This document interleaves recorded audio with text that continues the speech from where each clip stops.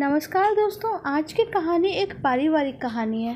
रितु और राज की शादी के अभी 7 दिन ही हुए थे और आज इतवार का दिन था। राज घर पर ही था। रितु किचन में काम कर रही थी। राज के सामने बेड पर रितु का मोबाइल पड़ा हुआ था। राज को ना जाने क्या सूझी कि वो रितु का मोबाइल लेके उसे चेक करने लगा। व्हाट्सएप पे रितु के कई लड़कों से दोस्ती और चैटिंग पढ़ के राज का चेहरा गुस्से से लाल हो गया। उसकी आंखों से अंगारे निकलने लगे और मुट्ठियां भींच गईं। क्रोध से उसका शरीर कांपने लगा। उसके दिमाग में ऐसा लगा जैसे कोई हथौड़ा चला रहा था। यद्यपि सारी चैटिंग नॉर्मल थी, अच्छे से मजाकिया चुटकुले बातें जो थी फ्रेंड्स के बीच में होती ही रहती हैं। हाँ, कुछ दोस्तों ने रितु की खूबसूरती और उसके डीपी की तारीफ की थी। बस इसी बात पे राज का गुस्सा निकल रहा था। रितु रितु, पूरी ताकत और गुस्से से राज चिल्लाया। क्यों, क्या हुआ? रितु घबराई हुई सी कमरे में पहुंची। तब तक उसके सास ससुर और ननद भी कमरे में आ गए थे। राज ने सबके सामने ही रितु पे चिल्लाना और उसका अपमान करना शुरू कर दिया। मम्मी, ये देखो, ये लड़की के व्हाट्सएप पे कितनी लड़कों से दोस्ती है। लड़की सही नहीं है माँ।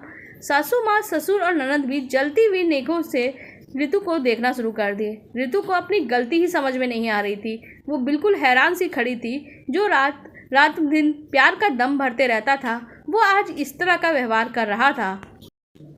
उसकी खूबसूरती के कसीदे पढ़ने वाला राज उसके लिए आसमान की तारे तोड़ लेने वाली बातें करता था, पर रितु ने राज की इस रूप की तो कल्पना भी नहीं की थी। राज, मैंने भी तुम्हारा व्हाट्सएप देखा है। तुम्हारी भी तो कई लड़कियों से दोस्ती है। तुम्हारी बहन रानी के भी तो कई लड़के दोस्त होंगे, पर इसमें गलत क्या है? ससुर जी को कोई बात समझ नहीं आ रही थी, पर रितु के बोलते ही सास बहुत ही जोरदार आवाज में चिल्लाने लगती है। चुप रह, जवान लड़ाती है, बदतमीज कहीं की। उधर से बहुत तेज थप्पड़ की आवाज आती है। राज ने एक बहुत ही तेज थप्पड़ रितु के गाल पे मार दिया। रितु का गाल, राज की उंगलियों से लाल लाल निशान, उसकी आंखों में पानी सब आ गया।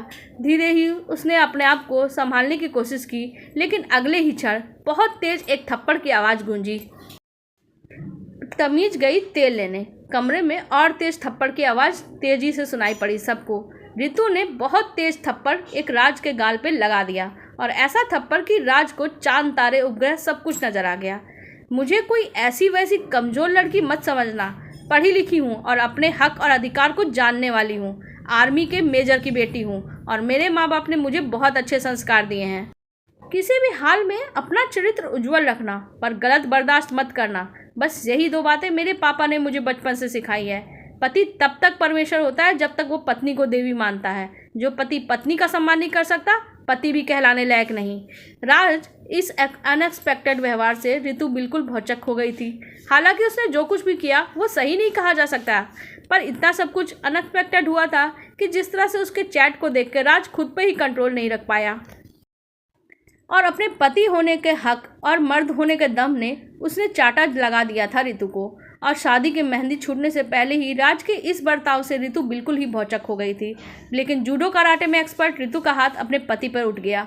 पूरा माजरा जब ससुर जी ने समझा तो वो भी हैरान हो गए, पर अपने राज को डांटते हुए बोले, ये तुमने क्या किया है? ऐसे संस्कार तो मैंने तुम्हें कभी दिया नहीं। क्या तुम अपनी माँ और बहन पे हाथ उठाते देखे हो? तुमने कहाँ से ये सब कुछ सीख लिया?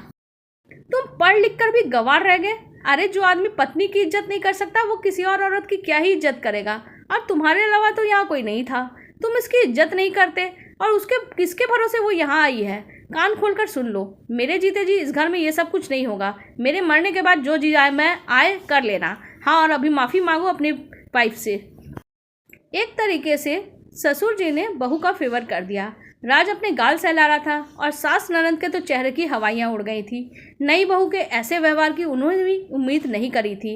एक अलग बात है कि एक लड़की भी ससुराल में शादी के 1 सप्ताह के अंदर पति से ऐसे व्यवहार की उम्मीद नहीं करती है। जो पति ससुराल में ही उसका एकमात्र सहारा होता है, उस पति के भरोसे कोई लड़की अपना सब कुछ छोड़ के वहाँ आती है। और अगर उसे ये नहीं समझ में आए कि वो उसका सम्मान नहीं करता है, उसकी सुरक्षा नहीं कर सकता, तो लड़की की सोचने समझने की शक्ति तो वैसे भी खत्म हो जाती है। रितु किसी घायल शेरनी की तरह बिफर उठी। खुद को संयत करते हुए बोली, कान खोलकर सुन लो, खबरदार जो दोबारा मेरे पर इस तरह का हाथ उठाया। और ये गलती पहली गलती थी, इसीलिए छोड़ रही हूँ। याद रखना, अगर किसी भी तरह मुझे परेशान की कोशिश की तो इसका इलाज मैं कर दूँगी। और सबको पता है मैं कराटे में ब्लैक बेल्ट हूँ। आप सब पर अकेले भारी पड़ूंगी। फिजिकल और मेंटल टॉर्चर और डोमेस्टिक वायलेंस के लिए केस भी डाल दूँगी साथ में। पर अपनी सास से फिर बोली, माँ जी अपने बेटे को खूब पढ़ा लिखा के ऑफिसर तो बना दिया, काश लड़कियों से बात करने की तमीज़ और थोड़ा इज्जत करना भी सिखा देती। अभी भी सब बहुत हैरान थे। इस घटना के बाद कुछ दिनों के बाद घर का माहौल थोड़ा तनावपूर्ण रहने लगा, लेकिन दीवारों के भी कान होते हैं। पड़ोसियों में भी नई बहू के बिगड़े तेवर की चर्चा होने लगी।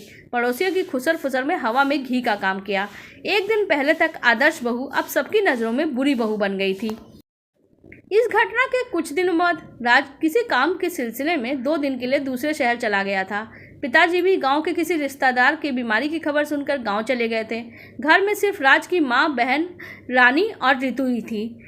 माँ छत पर कपड़ा सूखने के लिए डालकर आ रही थी, लेकिन अचानक ही उनका पाँव फिसल गया और सीढ़ियों से लुढ़कते हुई नीचे आके गिर गईं और बहुत ज़ोर से चिल्लाईं और चिल्लाते ही बेहोश हो गई। उनका सर फट गया और तेज़ी से खून बहने लग गया। पैर में भी फ्रैक्चर हो गया और पैर मुड़ गया। रानी और रितु चीख सुनने ही दौड़ के वहाँ पर पहुँचे। रानी माँ को ऐसी हालत में देखी तो बहुत ही घबरा गई, नर्वस हो गई और ज़ोर ज़ोर से रोने लग गई। लेकिन रितु ने संयम रखा और उसने देर न करते हुए एक साफ कपड़े से माँ के सर पे पट्टी बांधी, जिससे खून बहना रुक गया। फिर अपनी माँ को गोद में उठा के रानी की वजह से कार की पिछली सीट पर लेटाया और खुद ही ड्राइव करके रानी को लेकर सीधे हॉस्पिटल पहुँच गई। हॉस्पिटल में तुरंत इमरजेंसी के सारे कागजात तैयार करके माँ को आईसीयू में भर्ती करवा दिया और तुरंत माँ के लिए ब्लड भी डोनेट कर दिया।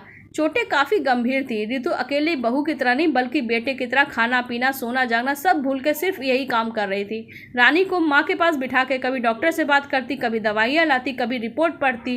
राज और उसके पापा को भी खबर दे दी गई थी। फिर भी उन लोगों को आने में 9-10 घंटे का तो समय लग ही जाता है।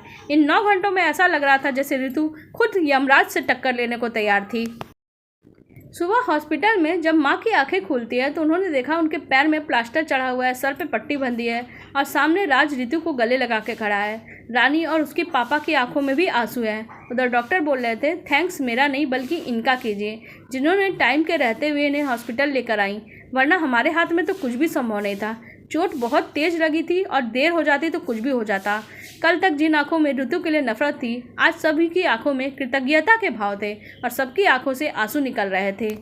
रितु ने तो अपने परिवार को अपना माना ही था। अब परिवार की बारी थी कि रितु को भी पूरी तरह से अपना मान ले। आपको हमारी ये कहानी कैसी लगी कमेंट सेक्शन में ज़रूर बताइएगा। धन्यवाद।